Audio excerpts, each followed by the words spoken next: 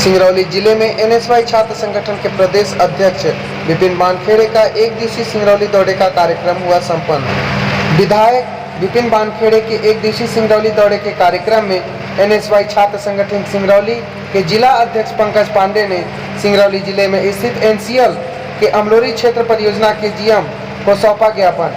GM को सौंपे ज्ञापन में एनएसवाई छात्र संगठन के जिला अध्यक्ष ने निम्नलिखित मांगों को लेकर सिंगरौली की स्थानीय समस्याओं के निम्न मांगों को लेकर के सौंपा गया और जल्द इन मांगों पर कार्यवाही कराने की एनएसवाई छात्र संगठन के जिला अध्यक्ष पंकज पांडे ने मांग की। एनएसवाई छात्र संगठन के प्रदेश अध्यक्ष विपिन वानखेड़े ने कहा, अगर इन पर कार्यवाही नहीं होती तो हम भोपाल में छात्रों को लेकर के, युवाओं को लेकर के भूख हड़ताल धरने पर बैठेंगे।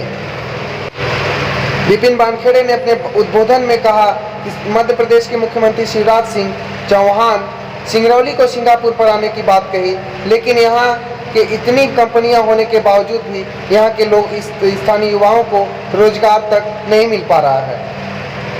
अधिकारी जी एनसीएल से आए हैं, मैं आपसे निवेदन करना चाहता हूं और ये चेतावनी भी देना चाहता हूं एनसीएल को कि सिंगरौली के हमारे नागरिकों की समस्या को हम विधानसभा में तो मजबूती से उठाएंगे ही, लेकिन जो जिन मांगों को लेकर आज हम यहाँ पर आए हैं, अगर हमारी ये मांगे पूरी नहीं हुई तो हजारों लोगों के साथ आपके दफ्तर के बाहर भी आंदोलन होगा और हजारों लोगों के साथ भोपाल में भी आंदोलन होगा, जिसका नेतृत्व मैं खुद करूंगा। मेरी आप लोगों से सिंगरौली लगातार उपेक्षित है। लगातार शिवराज सिंह चौहान जी पिछले कई सालों से सिंगरौली को लेकर बड़े बड़े दावे करते आए। कई मर्तबा उन्होंने सिंगरौली की जिम्मेदारी लेने की बात कही, लेकिन आज तक सिंगरौली के आम नागरिकों को, युवाओं को कोई लाभ नहीं मिला। सिंगरौली में लगातार बड़ी बड़ी कंपनियां आ रही हैं, बड़े बड़े निवेश हो रहे हैं, लेकिन अगर हम बात करें सिंगरौली के युवाओं की तो युवाओं के नाम पर कुछ भी नहीं। युवा आज भी रोजगार के लिए तरस रहे हैं। हमारे सिंगरौली का युवा परेशान है, आम नागरिक परेशान है, आम नागरिक को कोई सुविधा नहीं मिल रही है। सरकार और सरकार के नुमाइंदे सिर्फ नोट कमाने में लगे हैं। हमारी मांग है विस्थापितों के लिए, विस्थापितों को जिन समस्याओं का सामना करना पड़ रहा है वो सभी समस्याएं समाप्त होनी चाहिए और उन्हें उनका अधिकार मिलना चाहिए। और युवाओं को नौकरी के लिए अवसर नहीं मिल रहे हैं समय, क्या कुछ? बिल्कुल, ये हमारी प्राथमिक मांग है। सिंगरौली एक ऐसा केंद्र है जहां पर देश भर के लोग आकर नौकरी कर रहे हैं, लेकिन हमारे सिंगरौली के युवा बेरोजगार घूम रहे हैं। तो मैं हमारे मुख्यमंत्री शिवराज सिंह जी से पूछना चाहता हूं, क्या उन्हें सिंगरौली के युवा जो शिक्षित हैं, क्या उन्हें उनकी काबिलियत नहीं दिख रही है? और अगर दिखती है तो फिर हमारे सिंगरौली के युवाओं के साथ ऐसा बर्ताव क्यों किया जा रहा है, उन्हें उनका अधिकार क्यों नहीं दिया जा रहा है? हमारी मांग है कि सिंगरौली के युवाओं को आरक्षण लागू करके यहाँ पे कंपनियों में नौकरियाँ देनी चाहिए। एनसीएल में अभी नौकरी को लेकर के भ्रष्टाचार के बहुत व्यापक तौर पर आरोप लगे हैं, क्या कुछ कहेंगे इस मामले में? कैसे न्याय दिलाएंगे? ये पहली मर्तबा नहीं है जब एनसीएल पे कोई आरोप लगा हो या एनसीएल ने सिंगरौली को नज़रअंदाज किया हो। एनसीएल पे लगातार आरोप लगते आए हैं, लगातार एनसीएल सिंगरौली को उपेक्षित करता आया है, सिंगरौली को नज़रअंदाज करता आया है और हमारी मांग है, हम विरोध करते हैं जब तक सिंगरौली के आम नागरिकों को और युवाओं को उनका अधिकार नहीं मिलेगा, तब तक एनसीएल के खिलाफ और प्रदेश सरकार के खिलाफ हमारी लड़ाई जारी रहेगी। प्रदूषण को लेकर के तरह तरह की कंपनियां यहाँ पर हैं, हर जगह से आपको देखेंगे फ्लाई एश उड़ रहा है और लोगों के घरों में जा रहा है। एनजीटी के आदेश अभी कुछ साल पहले आए थे, कुछ भी मापदंडों पर उससे खरा नहीं उतरा है। कांग्रेस भी उस पर कुछ खास कर नहीं पाई। देखिए, मैंने बताया सरकार और सरकार के नुमाइंदे सिंगरौली को सिर्फ नोट कमाने के नज़रिए से देखते हैं। सिंगरौली में कैसे काला पीला किया जा सके और कैसे यहाँ पे काली कमाई बनाई जा सके, इस पे हमारे प्रदेश के मुख्यमंत्री जी का ध्यान रहता है और जिस प्रकार से यहाँ पर उल्टे सीधे काम हो रहे हैं, हम इसकी निंदा करते हैं। और बीजापुर में, छत्तीसगढ़ की बात करें कि बीजापुर में कल हमला हुआ है, कांग्रेस की सरकार थी, बीजेपी की सरकार थी, कांग्रेस को लगातार घेरती थी और कहीं ना कहीं गड़बड़ी सरकार के द्वारा किया जा रहा है, लेकिन आज कांग्रेस की सरकार वहाँ पर है। क्या, कैसे आप मानते हैं कि वहाँ पर लगातार हमले हो रहे हैं, जवान मारे जा रहे हैं, देखिए शहीद हो रहे हैं?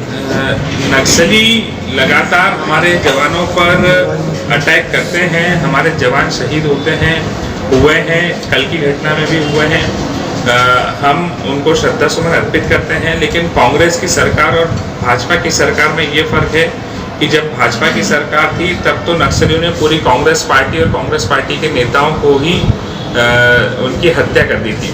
और यही फर्क है, आज कम से कम एक आम नागरिक कांग्रेस की सरकार में अपने आप को सुरक्षित महसूस करता है। निश्चित तौर पे उसके लिए जो हमारे जवान हैं उनको उसका श्रेय जाता है, वो अपनी जान की बाजी लगाकर आम नागरिकों को सुरक्षा दे रहे हैं।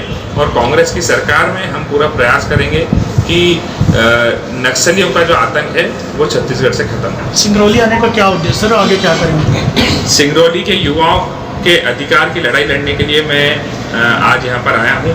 और जब तक सिंगरौली के युवाओं को उनका अधिकार नहीं मिलेगा तब तक लगातार हमारे दौरे भी यहाँ होते रहेंगे और इस मांग को लेकर सिंगरौली से लेकर भोपाल तक आंदोलन भी होगा। सर, क्या उम्मीद करें कि आप चूंकि आगर से युवा विधायक हैं, प्रदेश में युवा नेतृत्व भी करते हैं, युवाओं को, चूंकि मैं पर्टिकुलर सिंगरौली की बात करूंगा, यहाँ बेरोजगारी और विस्थापन बहुत बड़ा मुद्दा है, इसे आप विधानसभा सदन में उठाएंगे क्या? बिल्कुल, निश्चित तौर पर मैं सदन में उठाऊंगा।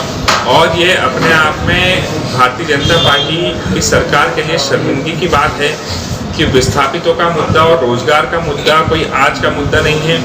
कई सालों से ये मुद्दा चलते आ रहा है। मैं खुद व्यक्तिगत तौर पर जानता हूँ, जब हमारी सरकार थी तब हमने इसको लेकर प्रयास प्रारंभ भी कर दिए थे, लेकिन दुर्भाग्यवश हमारी सरकार गिर गई। लेकिन शिवराज सिंह चौहान जी पिछले 7-8 साल से मैं ही देखते आ रहा हूँ विस्थापितों की समस्या के लिए और रोजगार की मांग के लिए लगातार क्षेत्र की जनता परेशान है। लेकिन शिवराज सिंह जी का ध्यान नहीं है। शिवराज सिंह जी का ध्यान है सिर्फ बड़ी बड़ी कंपनियों पर और बड़ी बड़ी कंपनी के मालिकों पर। मैं निवेदन करता हूं शिवराज सिंह जी से कि सिंगरौली की जनता की ओर ध्यान दें और उन्हें उनका अधिकार दे पाएं। कांग्रेस का संगठन चूंकि सिंगरौली में कमजोर है, कई तरह गुटबाजियां हैं, क्या आप संदेश देना चाहेंगे कि यहाँ के वरिष्ठ या युवाओं को कि कांग्रेस कैसे मजबूत हो और भारतीय जनता पार्टी के विचारों के खिलाफ आकर के अपनी फतह हासिल करें? देखिए, ना तो मैं ये मानता हूँ कि यहाँ पर संगठन कमजोर है, ना ही मैं ये मानता हूँ कि यहाँ पर गुटबाजी है।